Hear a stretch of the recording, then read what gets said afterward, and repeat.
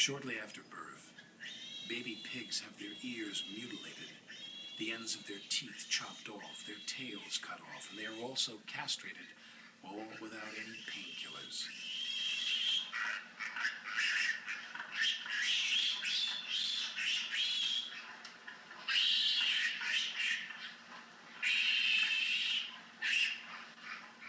Pigs who aren't growing quickly enough, called fall-behinds, are killed by being slammed headfirst against the concrete floor, as you see here. Like chickens, pigs grow so quickly that they can't walk normally. Their limbs simply can't sustain their drug-induced bulk. Many pigs become ill or injured, but are not put out of their misery because as long as they're still alive, they have a chance of generating profits for the company if they can make it to slaughter.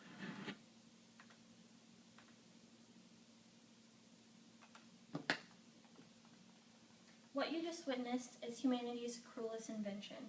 Factory farming gets swept under the rug every day by people who eat meat and are directly funneling money to companies that support this type of cruelty. Jonathan Safran Foer, author of the book Eating Animals, states that 99% of animals eaten in the United States come directly from factory farms. As a vegetarian, I know firsthand the impact that I'm making not only on my personal health, but on innocent animals in the world around me. Tonight I will reveal a hidden truth about the way your food is being made, why change is so vital, and what you can do to help. I became a vegetarian about a year ago. I was living in Spain, and I was witnessing a different kind of food culture, to say the least. One morning, I met a pig named Pedro. He was full of life and the star of the show for that morning. Later that evening, I encountered Pedro again. He was served to me on a plate. This was the beginning of my fascination with the way people think about food. When I returned to the States, I began researching factory farming and food processing. My findings were literally life-changing. For those of you who don't know what a factory farm is, it's exactly what it sounds like. It's farming animals in a factory setting. These animals will never feel the sun on their back or breathe fresh air. Common procedures include debeaking, dehorning, detailing, beating, branding, and leaving the weaker animals and their babies to die.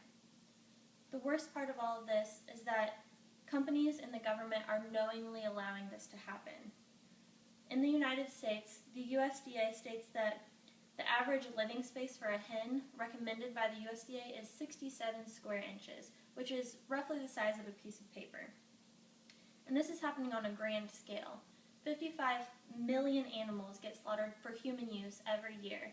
And according to the USDA, each person consumes an average of 21,000 animals in their lifetime. And this is not only hurting the animals. Contrary to popular belief, humans do not need to eat meat to be strong and healthy. It's actually quite the opposite.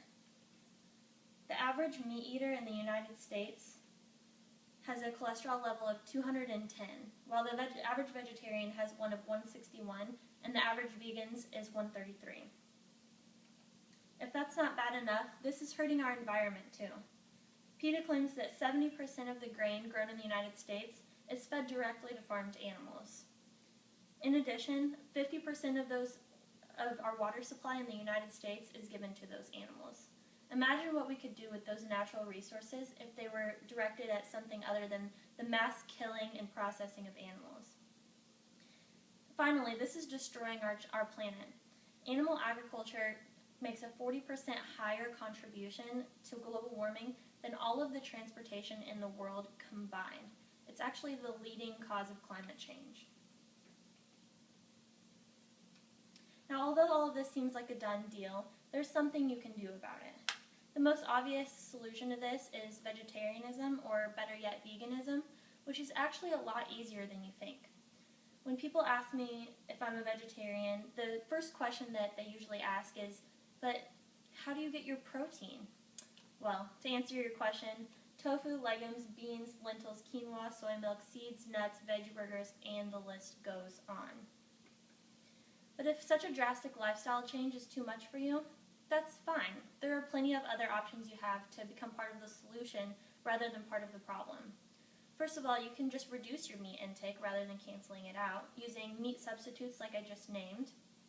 Or you could donate to companies such as PETA that help to fight to raise the living standard for animals. So what would happen if all of these things were done and everyone fought to be part of the solution rather than part of the problem? Well, simply put, we would have a healthier and more educated world with less pollution and more biodiversity. If every American skipped one chicken meal per week, the carbon dioxide savings would be equal to taking 500,000 cars off of the road. Since I've made the change, I've become much healthier and much educated about nutrition and health. Tonight I've exposed to you just a few of the horrors of factory farming, as well as the crucial need for change and what you can do to help.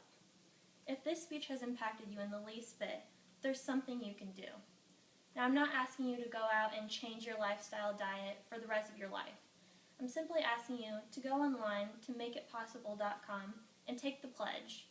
You can choose your pledge, and it can be as small as a minor donation all the way to pledging to go meat-free.